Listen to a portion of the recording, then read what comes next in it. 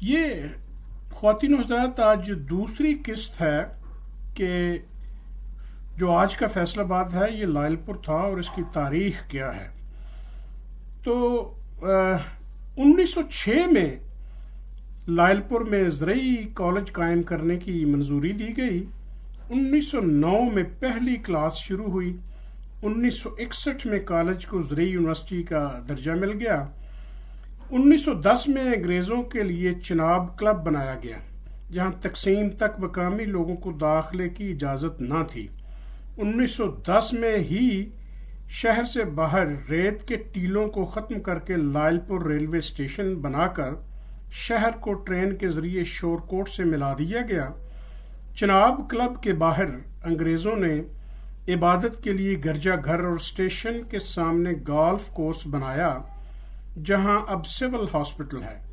Chenab club کے پیچھے بادشاہ جارج پنجم کا مجسمہ بنا کر اس کے گرد ایک پارک بنایا گیا جس کا نام کنگز گارڈن رکھا گیا تھا. اس باغ کا نام بعد میں کیسری رکھ دیا گیا لیکن عوام میں باغ جناح اور کمپنی باغ کے نام سے مشہور ہے. تقسیم کے بعد بادشاہ کا مجسمہ وہاں سے ہٹا دیا گیا تھا. شہر کے ابتدائی آباد کار میں نمایاں نام ماسٹر سندر سنگھ لائل پوری ہیں جو جالندھر سے آ کر آباد ہوئے. سر سکندر حیات اور گیانی کرتار سنگھ ماسٹر جی کے شاگرد تھے. سندر سنگھ نے نیشنل موومنٹ کے نام سے گاؤں دیہات میں اسکول بنوائے.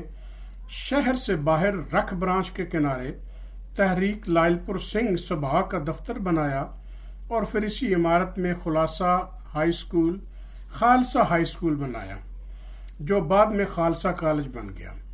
یعنی یہ جو آج کل اب خالصہ کالج یا جسے میونسپل ڈگری کالج کہتے ہیں یہ خالصہ ہائی اسکول بنا تھا جو بعد میں خالصہ کالج بن گیا اور اب اس کا نام آج کل جو ہے وہ میونسپل ڈگری کالج ہے جو کہ جڑاں والا روڈ پر ہے.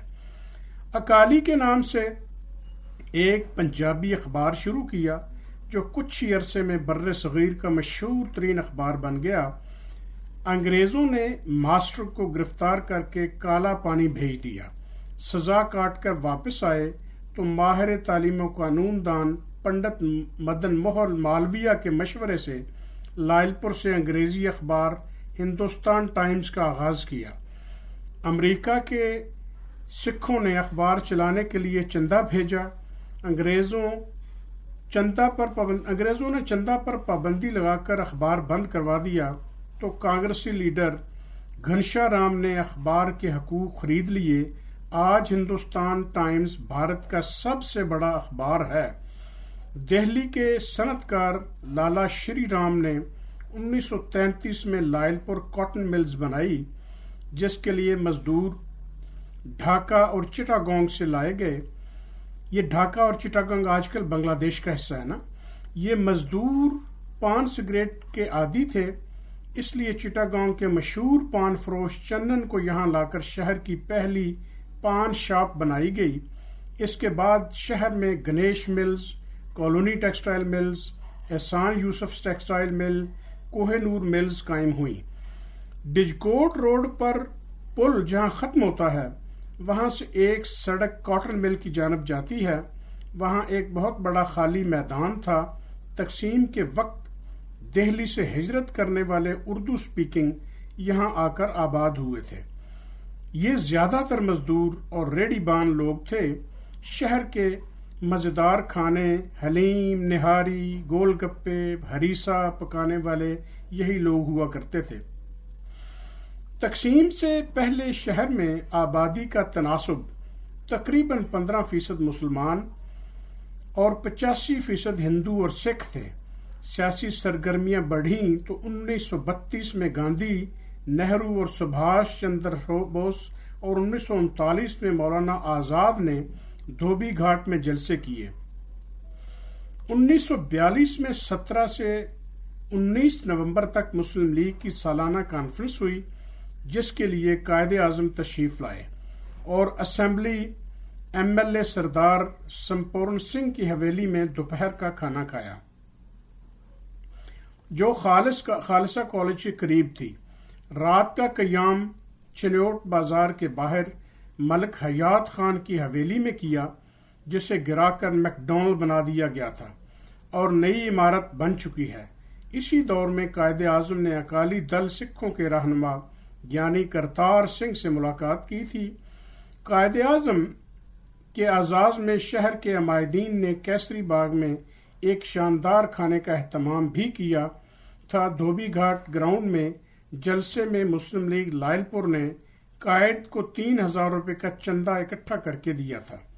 تقسیم کے بعد یہاں کی ہندو اور سکھ آبادی مشرقی پنجاب چلی گئی، جبکہ مشرقی پنجاب کے اضلاع ہوشیارپور، جالندھر، لدھیانہ، امرتسر، فیروز پور، گرداسپور، مجیٹھا، فاضلہ اور دہلی سے مسلمان ہجرت کر کے لائل پور آ گئے۔ شہر کی اکثریت مہاجر آبادی ہے۔ 1979 میں شہر کا نام تبدیل کر کے فیصل آباد رکھ دیا گیا۔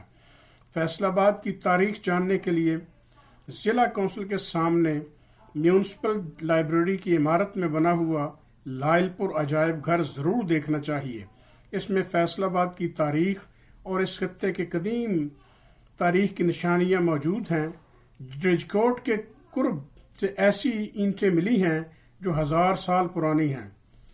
لائل پور میوزیم پاکستان کا علاقائی عجائب گھر ہے جو ساندل بار کے علاقے کی ترجمانی کرتا ہے۔ ساندل بار دریائے راوی اور دریائے چناب کے درمیان ایک علاقہ ہے۔ اس خطے سے وابستہ صدیوں پرانی ثقافت کو لائل پور میوزیم کے توسط سے اجاگر کیا گیا ہے۔ لائل پور عجائب گھر میں 10 مختلف گیلریوں پر مشتمل ہے۔ گراؤنڈ فلور پر 5 گیلریاں ہیں جن میں پتھر کے دور سے لے کر چناب کالونی تک کے مختلف ادوار کو ایک ترتیب سے دکھایا گیا ہے، جن میں تعین سمت سوچ گیلری، ساندل بار گیلری، قدیم ورثہ گیلری، مسلم تا انگریز گیلری اور چناب کالونی گیلری شامل ہے۔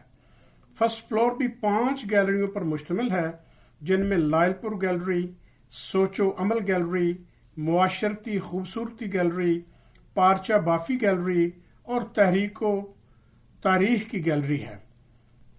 خواتین و حضرات، یہ تھی تاریخ کہ لائل پور کس طرح آباد ہوا اور بعد ازاں پاکستان بننے کے بعد 1979 میں شاہ فیصل مرحوم جو کہ سعودی عرب کے بادشاہ تھے، ان کی دوستی کے حوالے سے اس شہر کا نام فیصل آباد رکھ دیا گیا، اور فیصل آباد اس کے بعد پاکستان بننے کے بعد یہاں اس کو مانچسٹر آف پاکستان بھی کہا گیا، اور آج جو آپ کو پورے فیصل آباد کے ارد گرد سینکڑوں کلومیٹرز تک جو لہلہاتے کھیت نظر آتے ہیں، کبھی یہ ریت کے ٹیلے تھے۔ یہاں فرنگی کی سوچ اور پلاننگ کی وجہ سے، جو کہ اریگیشن کا ایک بہترین نظام یہاں ڈیولپ کیا، اور یہاں زرعی کالج کے نام سے ایک ادارہ بنایا جو کہ اب زرعی یونیورسٹی فیصل آباد کے نام سے بہت مشہور ادارہ ہے، جس میں ہزاروں طلبہ و طالبات نہ صرف زراعت بلکہ دیگر علوم بھی حاصل کر رہے ہیں۔ یہ ان لوگوں کی سوچ تھی، ویژن تھی، جو کہ آج آپ کو یہ علاقے اس حد تک ترقی یافتہ اور بالخصوص زرعی حوالے سے آپ کو نظر آتے ہیں۔ تو یہ میری نظر میں کم از کم یہ محسن کشی ہوگی کہ اگر جو لوگ بھی جنہوں نے ان کا کسی دین کسی دھرم سے تعلق ہو سکتا ہے، لیکن جو بھی کسی علاقے کا لوگوں کا کوئی محسن ہو، اس کو یاد رکھا جانا چاہیے۔ اور لائل پور کا نام چونکہ سر لائل گرانٹ کے نام سے تھا تو اس کو تبدیل نہیں کیا جانا چاہیے تھا، لیکن یہ وقت کا ستم دیکھیے کہ جیسے ہی وہ لوگ یہاں سے چلے گئے جن کو ہم برا بھلا کہتے تھے اور ان کے خلاف جہاد بھی کیے گئے، اس میں بہت سی توضیحات پیش کی جا سکتی ہیں کہ ہم غلام بن گئے، ہمیں غلام نہیں بننا چاہیے تھا، ہم نے جنگ آزادی کے نام سے بہت قربانیاں دیں، اس خطے کو حاصل کیا۔ اصل کمال تو یہ ہے کہ وراثت میں جو ہماری نسل کو ملا، کیا ہم اپنی آگے آنے والی آج کی نسل کو وہ منتقل کر سکے یا نہ کر سکے۔